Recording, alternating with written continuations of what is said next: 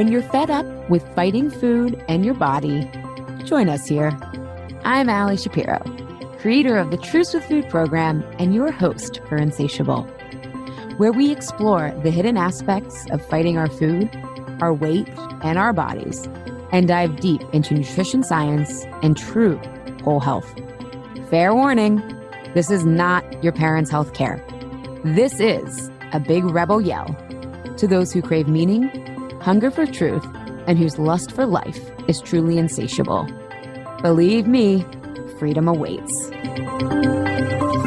Have you ever had a colleague, family member, or friend who smoked and was agitated close to their smoke break, or if they otherwise couldn't grab a cigarette? Or you may know someone who struggles with alcohol and has trouble resisting a or many drinks. Perhaps you have similar feelings, but they are directed towards cookies, chips, or other kind of carbs. We haven't labeled the staples of the American diet as an addictive substance for many reasons. On one hand, our agricultural policy and food production that revolves genetically altered crops that produce cheap carbohydrates represents a bigger lobby and more electoral votes than tobacco, whose powerful lobby allowed cigarettes to be marketed as a healthy way to relax and safe for years, including by doctors, despite widespread evidence to the contrary.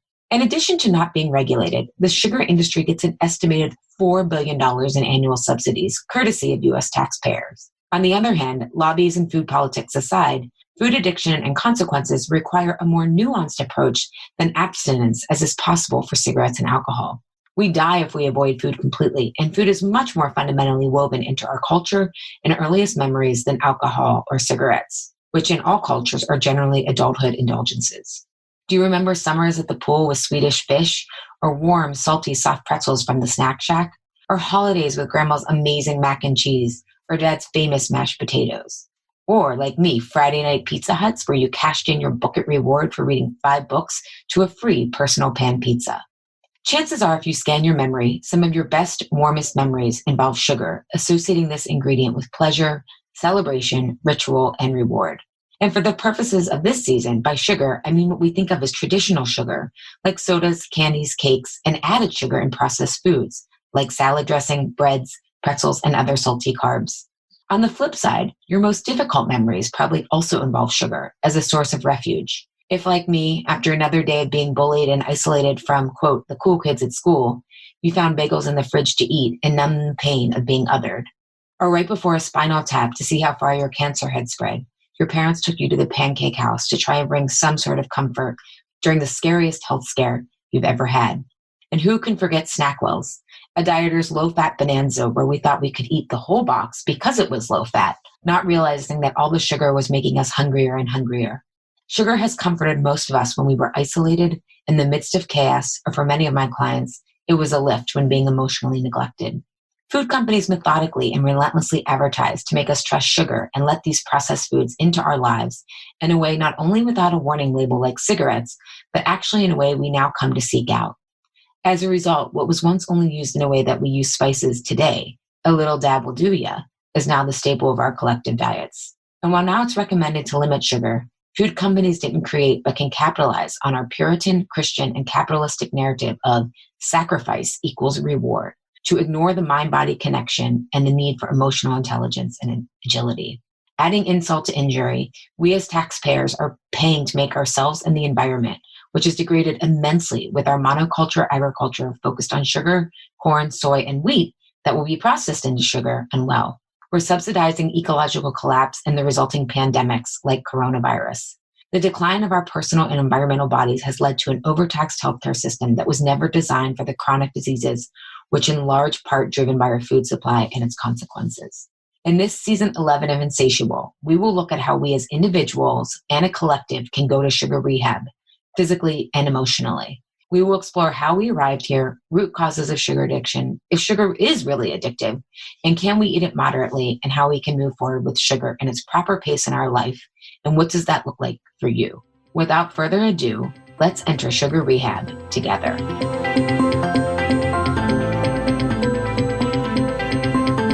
Welcome, everybody, to Season 11, Episode 3, How to Stop the Sugar Anxiety Feedback Loop with Dr. Vora.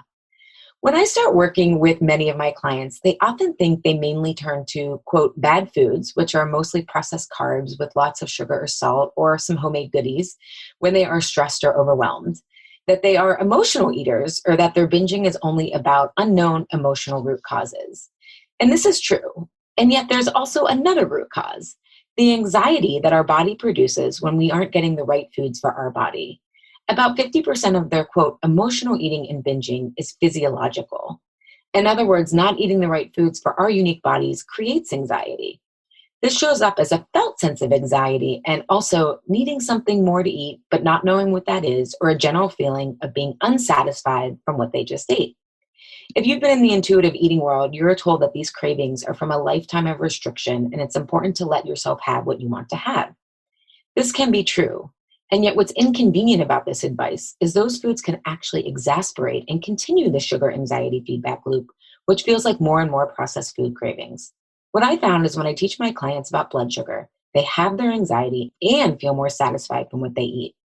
To help us go into depth and teach us about how to stop the sugar anxiety feedback loop, I've invited holistic psychiatrist and my newfound friend, Dr. Ellen Vora, on the show. Ellen Vora, MD, graduated from Columbia University Medical School, received her BA in English from Yale University, and is a board-certified psychiatrist, medical acupuncturist, and yoga teacher. Dr. Vora takes a functional medicine approach to mental health, considering the whole person and addressing imbalance at the root, rather than reflexively prescribing medication. In addition to her private practice, Dr. Vora is also a writer, speaker, and a consultant for 2 healthcare startups. Thank you so much for being here today. Allie, it is so my pleasure. Thank you. As I was getting ready for this interview, I was listening to some of your past interviews and learned that you watched In Living Color growing up. And yeah. I did too and loved it. And I found out from my best friend growing up that she actually wasn't allowed to watch that show. Mm-hmm. I was like, oh my God, am I the only one who watched it? So I love that you were a fan of that show as well. Yeah, it was kind of considered edgy at the time, which is crazy and was probably just racist. Exactly. I was like, that was our family show on Sunday night.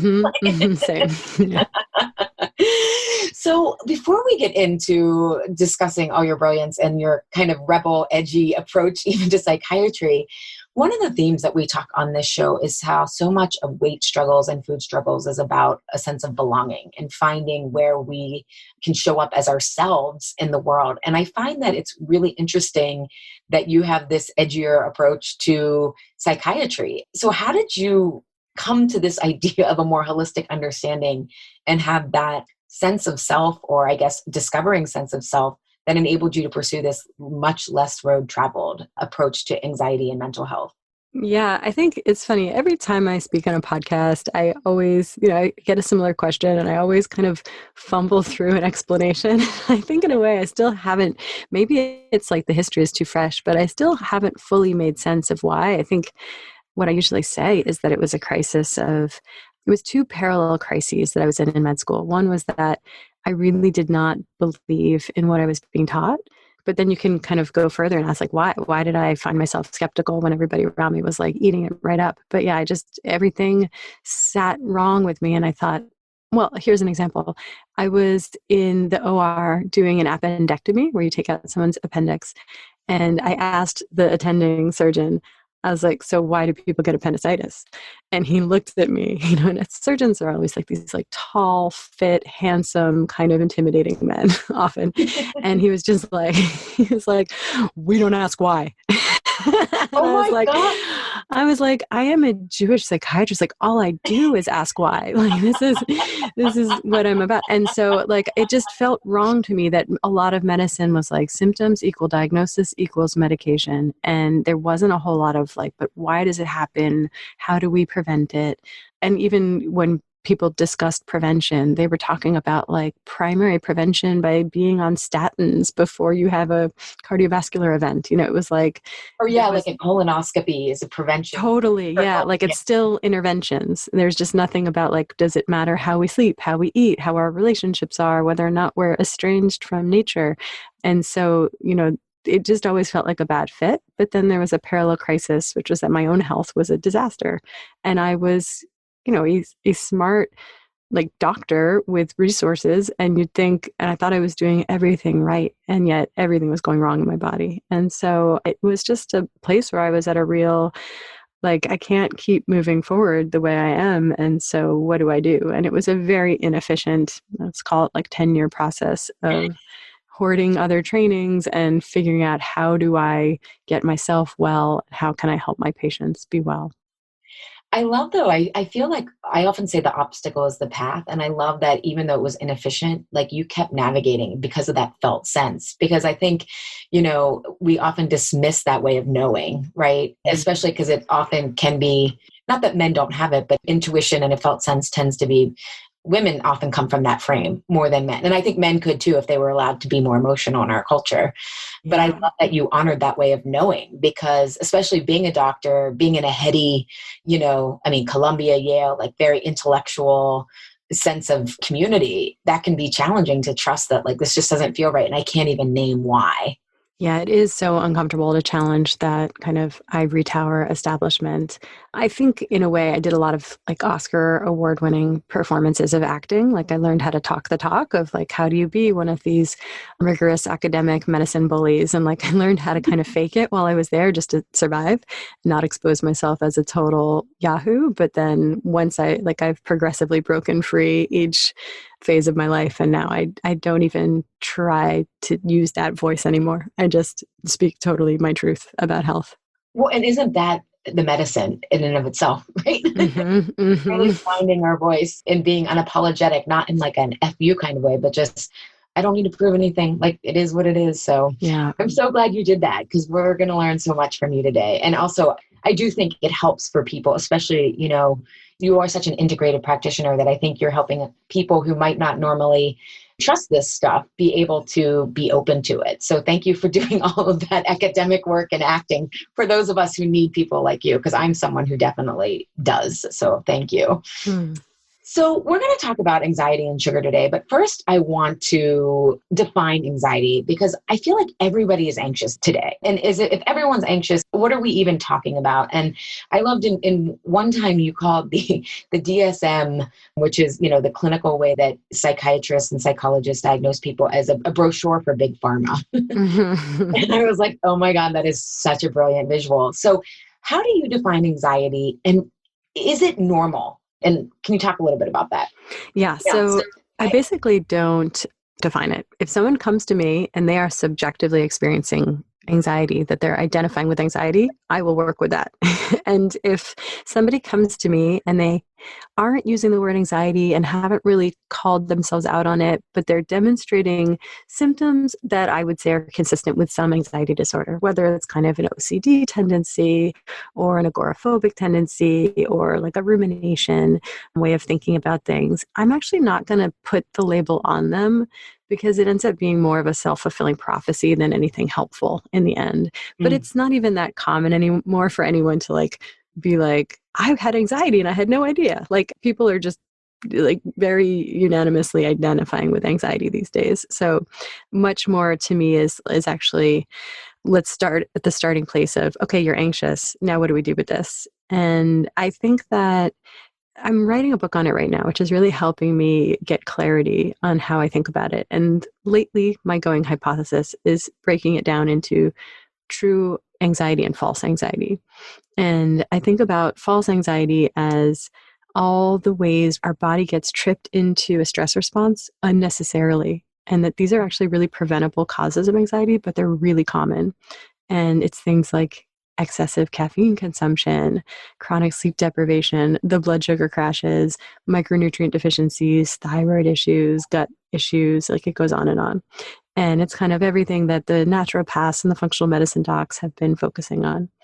And then I think that part of what happens when, like, I love, it's so well-meaning, and it's really what I'm about to kind of help people see, like, the way you're feeling, it doesn't have to be that way. There's a physical root cause. Let's fix it. I like that. But I also think that in some way it invalidates people who are struggling with anxiety. And I think that there really is true anxiety, that there's no amount of blood sugar stabilization or gut healing that's ever going to repair it. And it's actually somebody's deep truth. And to me, it's the people that are intuitive and sensitive and artists, and they are sensing something. And I think, we're recording this in the moment of coronavirus right now. Like, in certain senses, I feel like all of my anxiety patients are just like looking at the world and being like, told you so. They're like, I knew I've been waiting for this. Yeah. I've been waiting for this. It's like, I've had this sense of like existential dread all this time that some shit was about to go down. And here we are.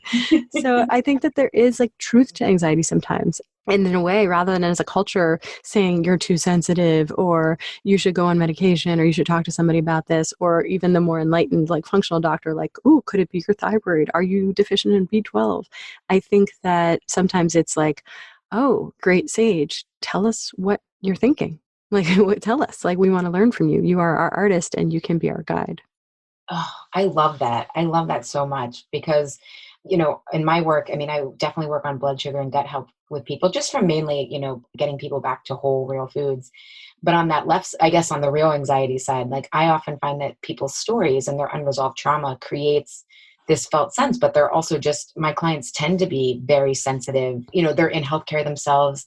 They're like literal rock stars. They are the artists of the world, or they're business leaders, right? It shows up in various capacities, but they are just sensitive. And if they can kind of resolve some of that unresolved trauma, then it can reduce the anxiety to a level that it's manageable and helpful. Because I don't think all anxiety is bad, right? It kind of keeps us on our toes. I think what you just said is actually really profound, and it's got me scratching my head, because if there's anything that kind of bridges those two false and true anxieties, it's actually trauma. Because in certain sense, having a history of trauma, it's almost like that is a little bit of a false anxiety, in that we can work on the trauma. Like, is that still a knot in your body, in your brain, that could use a little massaging, like could use EMDR or somatic experiencing therapy? Like, could we help you work through it so there isn't a blockage to the flow of energy? And in that respect, it's like an underlying cause of anxiety, and it can be false anxiety. But then there's definitely a truth to anxiety that's fueled by a history of trauma, which is more just like it set the pattern in your nervous system for how safe this world is and how much you can trust it. And I mean, I'm like this has me thinking in a very trippy way, but it's sort of like we also, on some level, need people. I mean, trauma is real. It happened. And that should give us information about how safe the world is. So I think on some level, you don't want to completely let go of that, because it does represent reality. Yeah. I know, because what's normal isn't really normal, right? I mean, that's kind of I'm like, people who are like blissfully happy, they're the ones I'm like, wait a second, are they? Not that you have to read the news, all the time, but I mean, we are fundamentally on an unsustainable course, environmentally, emotionally, all that stuff. But that's for a different podcast. We'll have you back and talk more trippy stuff. But I love that, and breaking that down into false and real. And so we're going to talk today about one of the false anxieties, which is basically deregulated blood sugar and sugar. And I would love if you can explain how sugar biochemically creates anxiety in the body. Because I think people, again, think they're just anxious, and they think maybe it's something outside of them, but there is something actually internally. And I would love for you to explain why the body feels anxious when we aren't eating the right foods for ourselves. Mm-hmm. Yeah, it's a couple factors. To me, the primary, like the lion's share of it, is that when we consume refined carbohydrates or sugar, things that break down really quickly, and basically our digestive tract is good at breaking it down quickly, and then it absorbs quickly into our bloodstream. So we get a spike of blood sugar, and then our insulin says, whoa, can't have this much blood sugar, chases it, and then we have this compensatory kind of crash in blood sugar. That crash precipitates a stress response in our body. And this is like a good design. Basically, it's, part of what motivates us to seek food, but it's just the way the body works, that if we have low blood sugar, the way that our body kind of starts this series of checks and balances to correct that is with a stress response. It secretes adrenaline, it secretes cortisol, that communicates to the liver to break down stored glycogen, and then it releases glucose into the bloodstream, and we have blood sugar again. And it kind of saves the day, which is great, but it leaves us like shaking and anxious and panicked and feeling like, it's a 5-alarm fire. And so, like, to summarize that more clearly, like when we eat sugary things, we have a spike in blood sugar, then a crash in blood sugar, and that crash is a stress response. And the stress response feels synonymous with anxiety. And so that's the main reason. And I find like I'm not a very big I mean, at this point in my life, I don't typically eat too much sugar. And when I do, I always like firsthand have this experience where I have that uneasy dread feeling in my gut. And I'm like, whoa, now I feel what my patients are always talking about. And I can always track it back to something sweet that I ate. So it's like, it basically just leaves you in that state that we think just defines us. Like we go through our whole life with that dread, anxious, shaky feeling. We think it's just life is a lot to be anxious about, which it arguably does, but it's actually a physiologic feeling first. And so that's the main reason. And then there's some like call them tributary or like side hustle reasons why sugar affects our mood. But one of them is the way it impacts our gut flora. And so I think of sugar as sort of like donating to the wrong campaigns in your gut. It's like, yeah, so like you're voting for Candida, you're voting for pathogenic Clostridium species. You're just voting for the wrong political candidates in your gut. And you're not really voting for like the good guy, probiotic, like beneficial bacteria that don't so much thrive in that environment.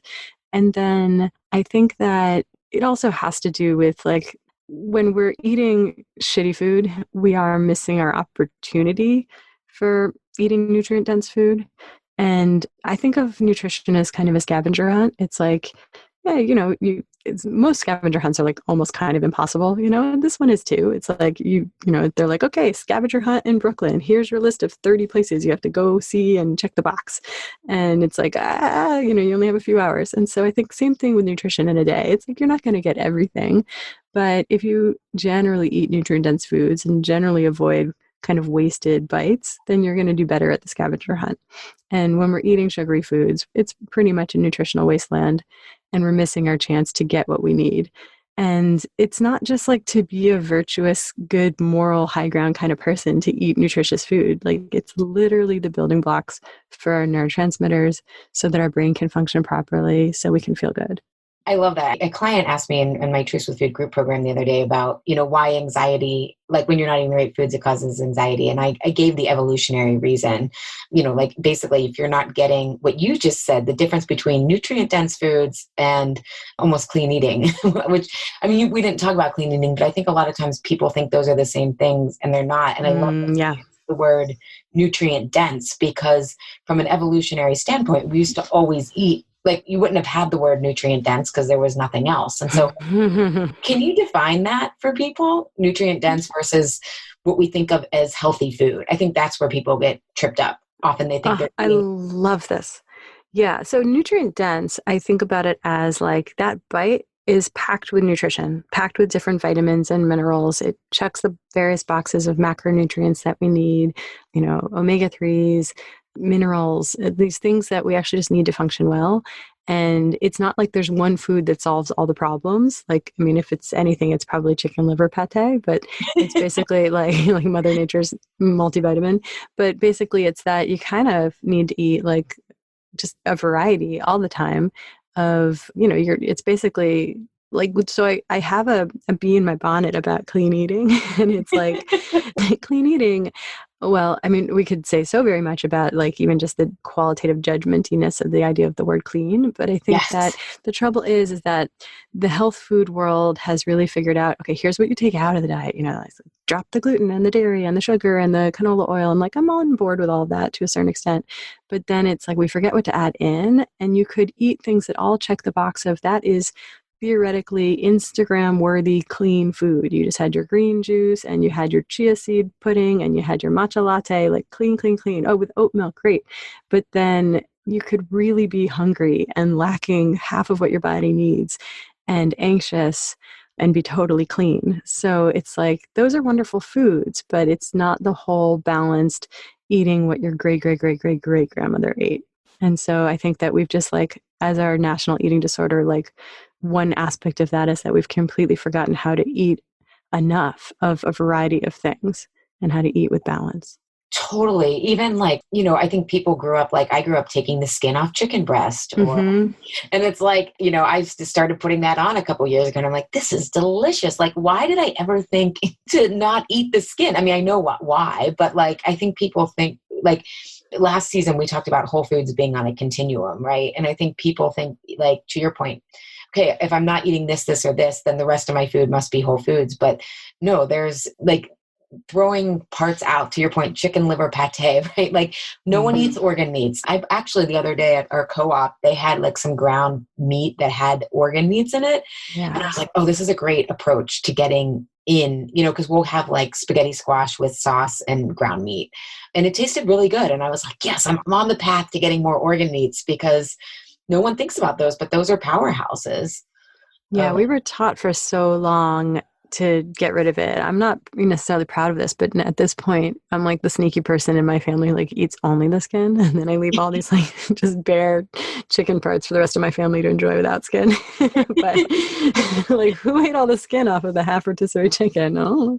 But the thing is that, yeah, it's sort of, if you came of age in the 90s and it was like low fat, which in many ways, I think you've pointed this out on previous podcasts, is like the sugar industry kind of did a great marketing PR campaign where they're like pointed at fat and said, that's the problem.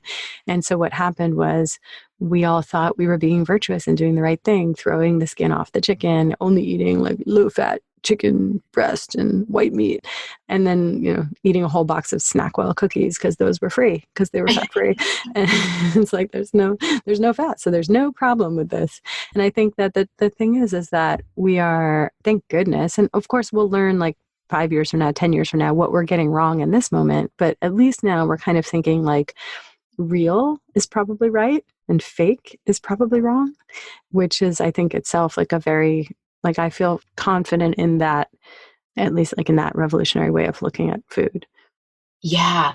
Even you saying about the word clean and virtuous, like, I think it's hilarious that people are calling them when we are learning how powerful the dirt is, right? Yeah. Soil, and like but yeah, I have a whole philosophical like rant I could go on about that. Yes, but I won't. But yeah. I get microgreens at my farmer's market, and I'm like, I talk to the farmer and I'm like, I don't wash these because I want your like good organic dirt in my food. And the farmer was like, I would. He basically knows like these chickens are pooping all over it and whatever. But I was like, you're really bursting my bubble here. Yeah. So we were talking about chicken skin, but what are some of the like things that you see people are really missing, like, and ideas that you help clients get into those foods into? Because I find that, I've talked about healthy fats. I feel like I've been talking about them for like 13 years since I've been doing this. And yet I still find sometimes people, I think, are afraid to eat them because of, the idea of cholesterol is caused by fat, not versus instead of sugar or dehydration, like all these things. But I think people are still afraid because of the caloric load, or they find them hard to find. Because if you go out to a restaurant, even some of the quote unquote healthy restaurants, they're using soybean oil or canola oil in their dressing. It's like, so like, what do you tell people to get into to stabilize anxiety? Like what foods, and like, what are some ideas of how they can make that happen?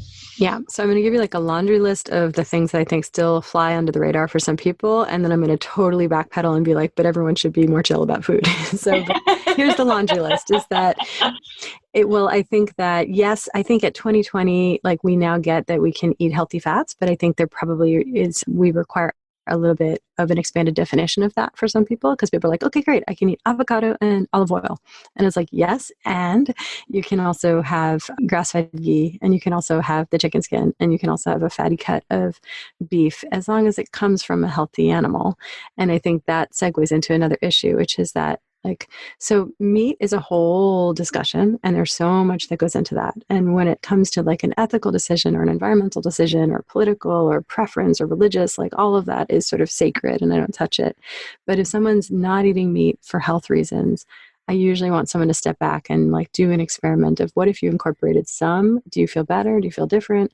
And I think that we get meat kind of wrong. Like if I have patients who I'm like, okay, try to do an experiment eating a little bit of even, and red meat. Sometimes people need to be like encouraged, not just the like white meatitarians that are like, they eat chicken and they eat fish and they think they're doing the right thing, but like encouraging people to reapproach red meat. And so I have a lot of patients who try that, but then only eat meat in restaurants and then never at home, because they're like, I don't really want to like handle raw meat and cook it. But I think we actually need to flip that, because restaurants, I don't blame them, but like just to get by, to survive in a tough industry, they have to use canola oil. They pretty much have to use concentrated animal feeding operation meat. So they're using this meat that's like ethically abhorrent and not healthy for our bodies and tastes great and it's cheap, But I think that what you really want to do is pretty much eat vegetarian out in the world and eat as simply as you can in restaurants to try to avoid the inflammatory oils. But then when you're home, that's where you can source really good quality meat. And that's where you can kind of go nuts on eating the whole animal and eating nose to tail and making bone broths and all of this. So those are a couple things on the laundry list. And I think starch is another thing that gets like interpreted incorrectly. And there's certainly people that do well with a keto diet. But I think for most of us who eat carbohydrates, people are always confused, like, are carbs good? Are they bad? But I think that people, like many of us, do well to avoid the processed, refined carbohydrates, like the cookies and cakes and pastries and pastas, but then do great when we're eating starchy vegetables. So sweet potatoes, plantains, taro, yucca, squashes. And I think that like they're a lot more effortful and they're a little bit less of a hit of drugs. But I think that so many of my patients, they start to eat healthier, but then they totally forget about carbohydrates because they picture health being like some kind of lean protein and then vegetables, which I don't know. It was like the early 2000s where like you'd see celebrities being like, my personal chef just makes me fish and steamed vegetables. And like, no. So I always have to like remind people at the sort of troubleshooting check-in sessions, like, are you eating carbohydrate? And so I encourage people to make like a vat of sweet potatoes or mashed potatoes or plantains and have that in the fridge. And then you put a scoop of that on your plate for every meal. I love that because that's one of the ways that I've always like learned that I really do need carbohydrates at lunch and dinner. I don't need them at breakfast, but I would feel really anxious and almost like when I don't eat them, it would almost make me feel a little manic. I'm not manic. I don't want to use that term out of context, but it made me so much more like an adrenaline junkie in a way that I am not normally. And it was just kind of like, oh my God, like it was too much like energy. And once I started eating, like I love to do just a sweet potato, like with some ghee and salt. And if I'm feeling really not lazy, I'll add cinnamon on it too. But I'm very lazy when it comes to food.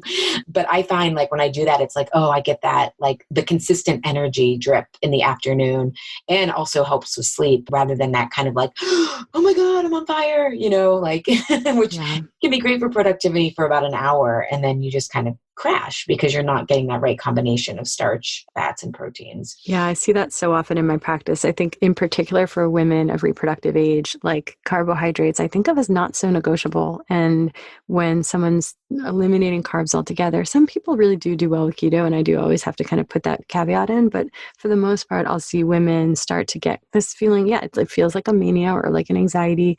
They start to have insomnia. They start to have their hair fall out and their periods get irregular and their anxiety is higher, their fatigue is more pronounced, and it's all kind of just solved by like putting a freaking sweet potato in the microwave. It's that easy.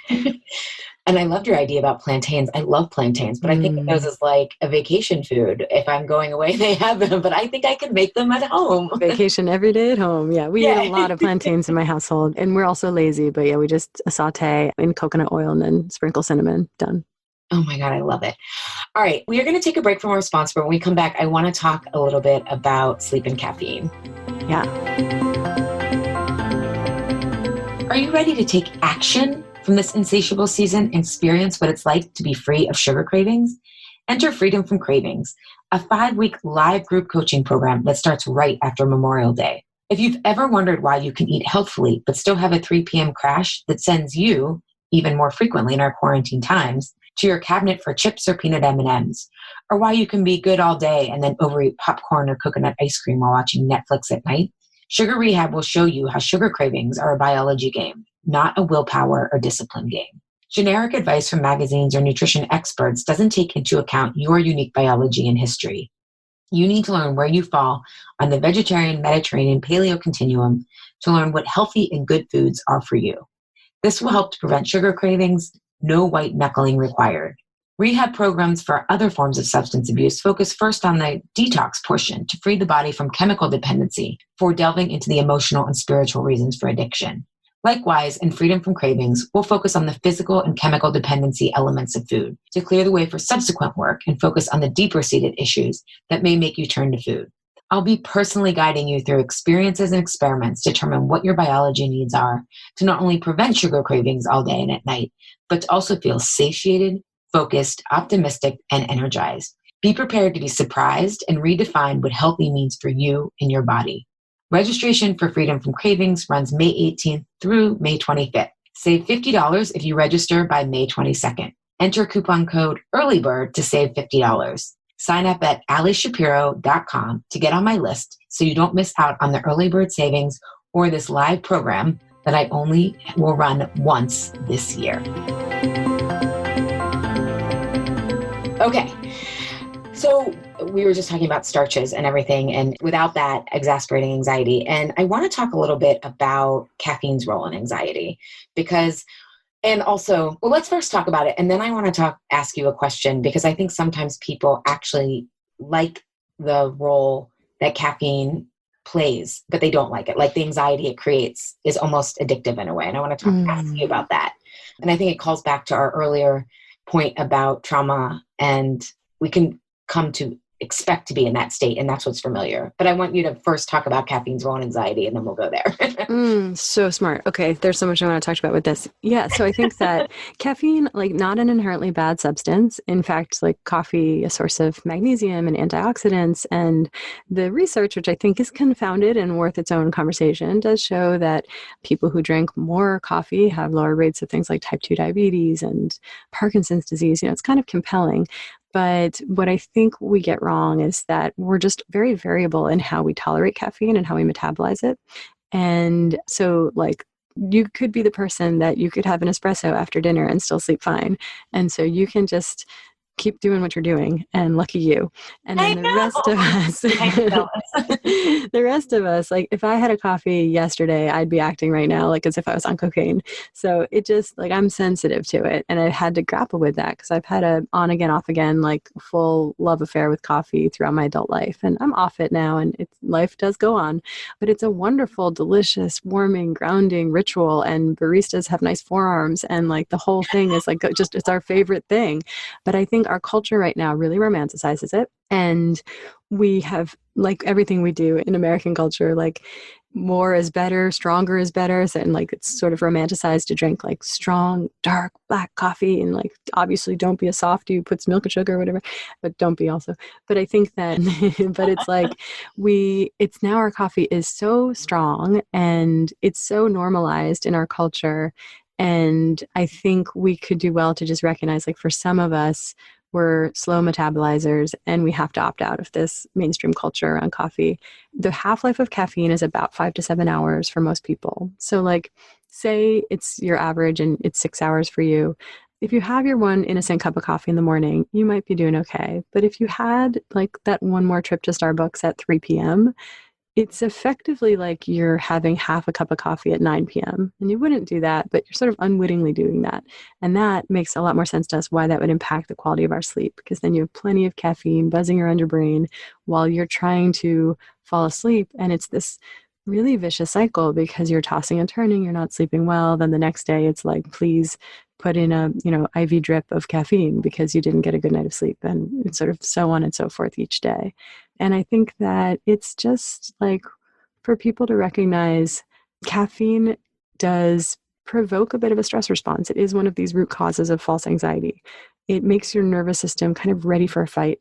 And if you introduce a stressor, which in modern life is not in short supply, like say you are standing on the subway or you get an uncomfortable email from your boss when you arrive at work or whatever it is, like the coffee just makes your nervous system just sort of like really chomping at the bit and ready to fight. Whereas if you weren't amped up on caffeine, you might have been able to be a little less reactive, take a deep breath, kind of go with the flow of what comes at you in a day.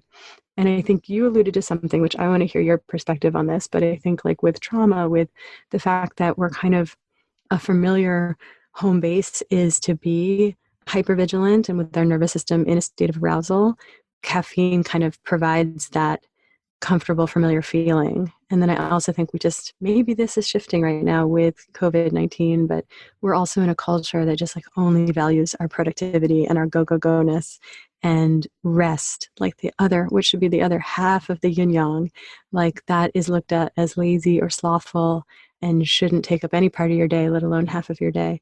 So we use coffee to kind of feel like Super Mario that just got the mushroom. It's just like we like to feel that amped up feeling of like, I'm on. And on is fine, but on should be 50% of life and not 99%. Yeah, yeah. What I've noticed, because I often have clients come to me, with, I want to get off sugar, blah, blah, blah. And then what they start to realize once we go through the process is that they actually, the spiraling, and, often it comes off as thinking about food, spiraling about food. But in our work, we get to like, well, that's just the symptom. But what I found is that people who have had a lot of trauma, and again, little t, micro traumas, I think, as you've called them, not necessarily war or refuge. I mean, most people who listen to the podcast know we define trauma differently, but just in case someone's just listening to this episode. But what I found is that, yeah, often this spiraling that caffeine can do, or even sugar, this anxiety, it's the way they're defining being on, and the identity they're protecting is overcompensating for the trauma that they had as a child. So, for example, if a client grew up in a house where there was a lot of chaos from hoarding or divorce or whatever, they're almost hyper over-indexing on organization and productivity, and I need a list. And it's like, because they are afraid of that, like do you know what I mean? Like it's like almost in reaction to running away from that kind of chaos, but they've created the same sort of chaos, but it's a more noble, societally accepted chaos. Right. Yeah, there's something like obliquely related to this, which I found so revolutionary when I first learned about it. There's a book by Gabor Mate called, I think it's called Scattered. And it's about like if you grow up with chaos or trauma in your home, it's sort of like a way that you cope is to escape, and that can look in adulthood like ADHD. And it's almost like you just learn to like not be present and not be there, not be in the moment because it was too uncomfortable and overwhelming to sort of be with it. And I think that coffee, in a way, people are often using it to sort of like pull themselves back into focus. But sometimes it is just working with the trauma in the first place so that you can be in the present moment just as you are, just a flawed human who isn't on steroids. Like, and that can sometimes, the work is actually in just how to get comfortable with the normal, with stillness, with just being ourselves with our feelings in the moment. I love that you say that is getting comfortable with stillness, because I think so much of like wellness advertising, I always talk about this with clients or in group programs, but it's like all of the wellness advertising is very quote unquote clean and minimal. And I'm like, what they want you to do is think that you're going to have like internal space, right? Like it looks like it's this external environment of like the woman sipping tea near the mountains, right? But it's like, even if you were to go up and do that, if you don't resolve inner trauma or even get your blood sugar right, you can be in that mountain sipping tea and you're still going to be like, flipping through your phone, right? Like worried about things, but it's like, oh my God, the people doing wellness, hardcore wellness marketing know what they're doing, right? It's like, wow.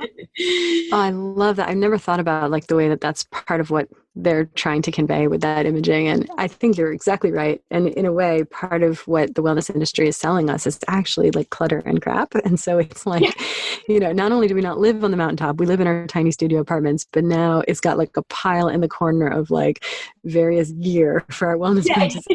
It's like a supplement wasteland over here. And then that weird, and like, don't get me wrong, like I own a lot of this crap. Like I have an infrared sauna sleeping bag, and now I even have an earthing sheet on my bed. Like I do buy into the crap, but I think that so much of the time what we just need is less. And like I think that you just always have to look like if someone's selling you something, and the wellness industry is absolutely selling us something. And self-care is not buying something.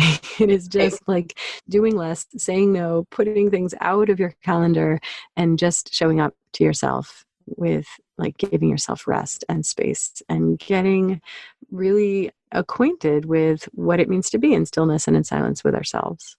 Yeah, I love that you brought up that earthing thing. We were walking through the park the other day, and it had just rained and we all got muddy, and I'm like, we're earthing.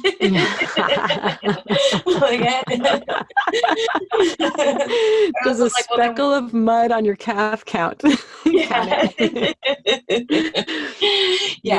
Trusting stillness and space is so challenging. Again, even if you haven't had past trauma, just to your point, like the productivity that gets rewarded, and like the honor of being so busy, right? Or not the honor, but like it's fun to be like, I'm so busy, because it's like, you know, we think that that means someone's hardworking and all those things that go along with that. So how do you suggest people get off caffeine? Because one of the things that I am like you, like I love coffee, but I can't tolerate it. And sometimes like I made it 6 weeks postpartum and then I started drinking it again. And I've recently tapered down to black tea. And now I'm going to, there's no longer black tea, I'm going to switch to green tea. But one of the things that was really fascinating to me is like, you are so tired in the morning. People think they need caffeine because they're tired, but I've read that it's actually the withdrawal from the caffeine. And I was like, oh, motherfucker. It's like, you know, it's how they get you. Yeah, I mean, every successful industry ever like creates something that has a withdrawal, you know, so it's like, you know, whether it's alcohol or Starbucks or video games or sugar industry, it's like, that's how they hook us in, is that you go into withdrawal. It's like, okay, I will go back to that product. And you don't even think to blame the product. You just think, coffee, you're my best friend. You just made my headache go away. And it's like, actually you made my headache. Yeah. And then you made my headache go away.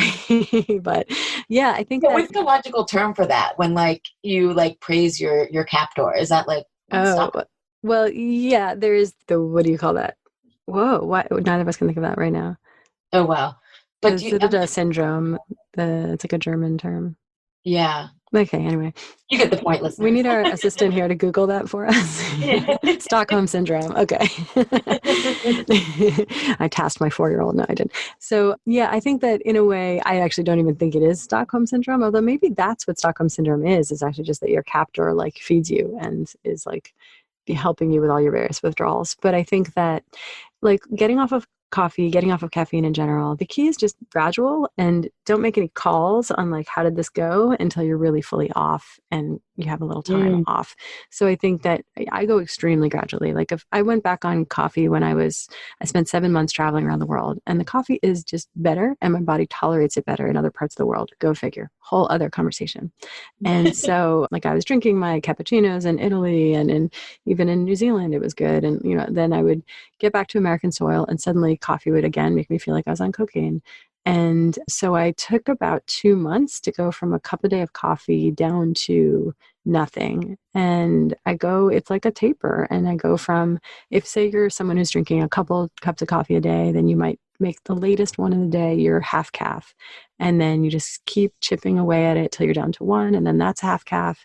And then once you're down like half calf, you can tolerate that. Then you go to black tea, and maybe you have a couple black teas as an equivalent for a cup of coffee. And then you would just keep weaning off the black tea, get down to green tea. And then even a cup of green tea, like I was weaning off of that gradually, because otherwise I was irritable. I had a headache. I was not a happy camper. And so I go really, really gradually. And at the end, when you're finally off, it's lousy for a little while. And you have to just kind of be okay with that and do it over a weekend, kind of upfront communicate with the people around you that you're going to be a little bit sucky for a few days and get through it, maybe CBD oil to help with the headache. And then once you're off, like fully off, and a few days have passed, you actually really recenter back to who you were, but your energy is more even and your sleep is better and you no longer interrupt people in the same annoying way. So it's like really kind of nice. And I think it's important to trust that like you can function without caffeine. It just is a process getting there. And that's just it. When you wake up and you think all that can get me out of bed and all that could feel good in the world right now is coffee, it's just that you are in massive caffeine withdrawal. And the best feeling in the world is the antidote to withdrawal. Oh, yeah. I love that. That's so helpful. Because again, I think sometimes when we are feeling anxious or blood sugar is all crazy, we just think in all or nothing, right? It's like stress response or nothing. And so to have like a moderate middle of how to get off of it. I am curious though, what do you think is added to American coffee that makes it harder for you and probably a lot of us? I guess to me, where my thinking has arrived at with this is that Roundup is a big factor. And maybe it's not even just Roundup. Like, I don't know if they spray Roundup on coffee beans, but I think at this point, our municipal water, for the most part, has Roundup residue in it. So, like, the coffee has Roundup one way or another. And I don't know. I think that, like, for me, I've done this experiment around gluten so much. And I think you and I have this in common with, like, a family history of celiac. And I was never diagnosed with celiac, but, like, I was well on my way to getting celiac, I'm convinced. But I just got off gluten and felt a lot better. But for me, I eat gluten when I'm international. Like, if I'm in Italy or if I'm in Asia, I tolerate the gluten absolutely no problem, and it's a lot of fun. And then as soon as I touch down on American soil, I don't tolerate it again. And I've kind of done the experimentation around, is it just the vacation mindset because you're relaxed? But I was in Hawaii and that was a vacation mindset and I was relaxed. It was paradise, but the gluten affected me badly. The coffee affected me badly. So there's something in American soil, American municipal water. There's probably some synergistic effect of various chemicals in our agriculture that for me makes me not tolerate all these wonderful delights of life. I think you're right. Ugh, it's kind of scary when if you think too hard about it. It's not great, but I think that to me, it's not an accident to just sort of like be living here in this moment, in this twisted world. Like, I think it's for a purpose. Oh, I love that. We can choose to make it for one, right? Yeah, exactly. So one last question. I can't thank you enough for breaking all of this down. But I had talked about in the intro here, sometimes a lot of people who listen to this podcast are also practicing intuitive eating and trying to arrive at that. And there's a lot I love about intuitive eating, and I often don't think it goes far enough. And when we talk about processed foods and anxiety, again, often what I've seen with clients when they're eating processed foods and trying to follow the intuitive eating, advice is they're anxious because they're not eating the right foods for themselves. Then they, choose something and then they're like, I'm still not satisfied. And the intuitive eating advice is like, well, eat it. And then I find that for at least my clients, maybe they're more sensitive, I don't know, that deregulates them further. And so can you talk a little bit about how to start to, again, we've talked about adding fats and starches, meats if people need to, but how that how you navigate that with your clients and patients, I guess I should say, about the disordered eating. Because honestly, I think most of America has a disordered eating. I don't think it's just people individually. I think it's collectively we learn. So what is your thought on that as we start to try to, eliminate these processed sugary carbs, including pretzels and, crackers, to get nutrient dense foods in? Yeah. So, I mean, I think it's in certain ways, I've certainly had a lot of experience working on this with patients, but I think what's the truest is probably just to say my own experience with this, which was that when I was in med school, I got really out of balance with my eating. And I remember I went to like a CBT therapist and she was like, okay, 3 square meals, 2 snacks, nothing's off limits, eat everything. And that helped me to an extent get back into a balanced pattern of eating, but nothing off limits was actually wrong for me. And that's certainly the eating disorder orthodoxy. But I think people who have gut dysfunction and maybe err on the side of autoimmune proneness and basically don't tolerate certain foods, I think that in a way, those foods were behaving like drugs for me. And like the drug-like culprit foods are things like, for some people gluten, for some people dairy, for some people sugar, and then sometimes just these like flavor crystals that are added to processed foods. And for me, like that was why my eating was getting disorderly, was that food was behaving like a drug in my body. And it created a deprivation binge cycle. It created this like out of control feeling because I really couldn't stop. Like the Pringles slogan, like you can't eat just one. It's like, I can't, I couldn't. It's like, that's not fair. Yeah. They're like, listen, we put in plain sight that we made this shit addictive. And so like, it's a drug in my body. And like the idea that nothing was off limits and just to eat it in moderation was driving me completely out of my mind. And what I learned inefficiently eventually is that what I had to do was actually abstain from the drug-like foods. I basically took a page out of like alcohol sobriety. It's like abstinence. Like you can't have just one glass of wine if this is going to send you off to the races. I couldn't have one Milano cookie or whatever it was. I couldn't have one bite of a sandwich, honestly. Like even the gluten was triggering me. So I had to abstain from the foods that were really behaving like drugs in my body, not forever, but for a while, so that I really reset my relationship to those foods and also healed my gut. And then I got to a place in life where I was so much more fulfilled in general and not like having a hole that I needed to fill with drugs, but also got to a place where I had just like reset these food relationships. So I could come back to a Milano cookie and be like, hey, that tastes good, but I'm not going to go on a binge. And I think for my patients, but certainly for myself, like a period of abstinence has sometimes been important and from the drug-like foods. And then what you do is what you eat instead are the real foods. And intuitive eating, I think to me is my favorite compass with eating. And it's basically, well, what is your body saying it wants right now? Okay, can we discern whether it's telling us a need that it has or a drug craving? Like if your body's like, okay, what I feel like right now is a juicy, dripping steak, or what I need right now is a piece of salmon and some greens, or what I need right now is a vat of plantains. Like to me, those are all your body communicating what you actually need. And if your body's like, yes, my wisdom tells me I need a pizza, like I think that that's a drug-like craving. And I think that the discernment is really just, is this a drug craving or is this a need? And if it's a need, you honor it. And I think that with all these things, you can't make an early call because there's sometimes a lot of nutritional debt to repay, and you kind of have to like build for a while until you're really repleted. And only then can you say like, okay, like this is really working. When I eat what my body tells me it needs, my body functions well and I feel good. And once you've gotten into that peaceful relationship with your body and with your yearnings, like it's also just like you've gone through couples therapy with your body at that point. Like it's a peaceful, harmonious relationship. I love that. And that your word discernment, I was working with talking with a client last week and she's like, why isn't everybody talking about discernment? And I'm like, cause it's not a sexy word, but it's like, I mean, that's what I do with clients. It's like, is it like to your point, is it like a need, like a nutritional need? And that's where, I mean, I work on the story level of like, when people are turning to that thing, the food, when it's a drug-like craving, I love your framing of that. It's like, okay, it's probably not about the food.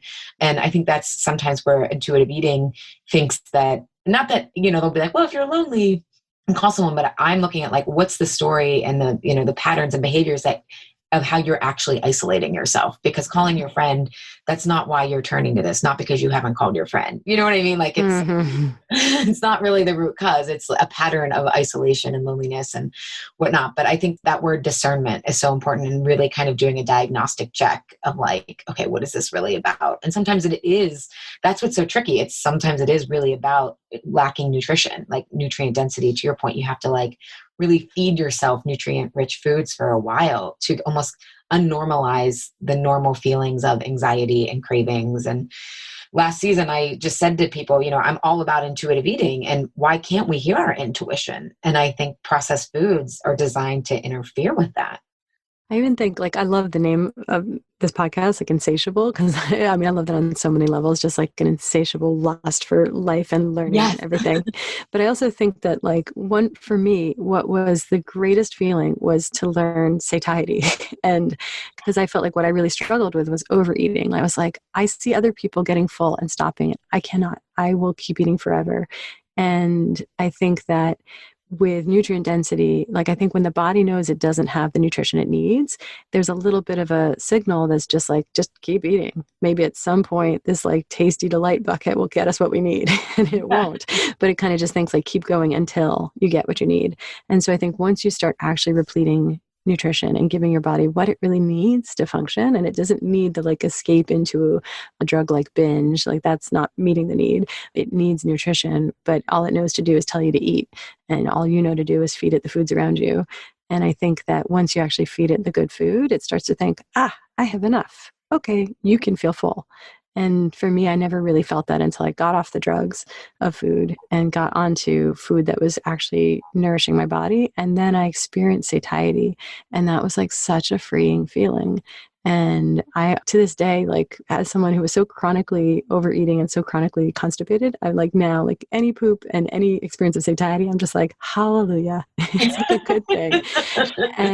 But I think that that's it, is that like satiety is also the freedom on the other side of the coin of like, when you're hungry and when you're like getting to really enjoy that food and delicious food and sharing a meal with someone, like these are the joys of being alive in a body. And I enjoy it all the more also knowing that my body will tell me when I've had enough. Yeah, I love that word. And I think that satiety is almost the anecdote of anxiety, both physiologically and psychologically, right? Ooh. That's the level I operate on. Like, let's look at the metaphor here. And that's what, in our stories, we cut ourselves off from emotional satiety, which is part of that binge restrict cycle, which is why I love working on that level, because people start to discover, I don't love food as much as I think I do. It's meeting some sort of unmet needs on a emotional level. But I love that. I think that's just such a nugget people can take away of satiety, with food will help reduce anxiety physiologically, because it isn't all in your head. It's in your it's in your body too, right? God, I love that so much. And emotional satiety, I just think about like these two major phases of life and how we need it. And it's like in infancy and in childhood, we need this kind of like caretaker, safety, feeling loved and feeling, in a good enough way, just feeling seen and delighted in. And like that is our emotional satiety in early life. And then as adults, and I think so many problems happen when we don't really get that need met in childhood. And then as adults, I think like we're really misfiring and like missing the ways we need emotional satiety, which is like, I think kind of Freud put this well, but like we need meaningful work. We do need meaningful relationships. And like, I actually think we need meaning. Like, I think most of us do when we have some degree of a spiritual connection, which can be very broad. Like, it doesn't have to be like, oh, I believe in God. It can be anything, but it can be, I believe in like how fucking awesome nature is. But I think that it's like those kinds of meanings, I think, are what help us feel fulfilled and okay and safe as adults. 100%. And, going back to, we'll kind of conclude with when you talked about at the kickoff of, false and real anxiety, I find that bridge of healing trauma often creates meaning, and we have the power to choose the meaning when we own our story. And that is like medicine that you don't need until, like, you never knew it was missing or that you needed it until you have it. So yeah, I love the concept of meaning and it just makes us feel safer, right? Whether the world is safe or not, it makes us feel safe. And who's to say if the world is safe or not? Now we're getting trippy, but I mean, it certainly is dangerous at times, and it's also safe, right? It's holding for all of it. Well, I think like even when we're not okay, there is a place to like, there's an intact okayness that we can access. And I think like the world, like shit does happen, but that's not a reason to live in fear. It's to recognize how empowered we are to nimbly, creatively adjust to when shit happens, and just to recognize like we are strong and we write this story. Yeah, totally. Dr. Vora, thank you so much for being here. Is there anything that you want to add that I didn't ask you? I think we covered a lot of ground, and we have 10 more podcasts in us. Yeah,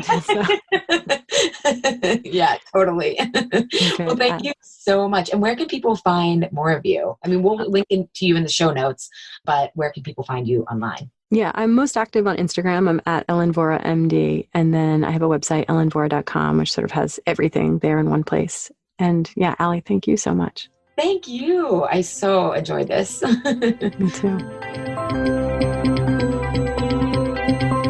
Thank you, Health Rebels, for tuning in today. Have a reaction, question, or want the transcript from today's episode? Find me at allieshapiro.com. I'd love if you leave a review on Apple Podcast and tell your friends and family about Insatiable. It helps us grow our community and share a new way of approaching health in our bodies. Thanks for engaging in a different kind of conversation. And remember, always, your body truths are unique, profound, real, and liberating.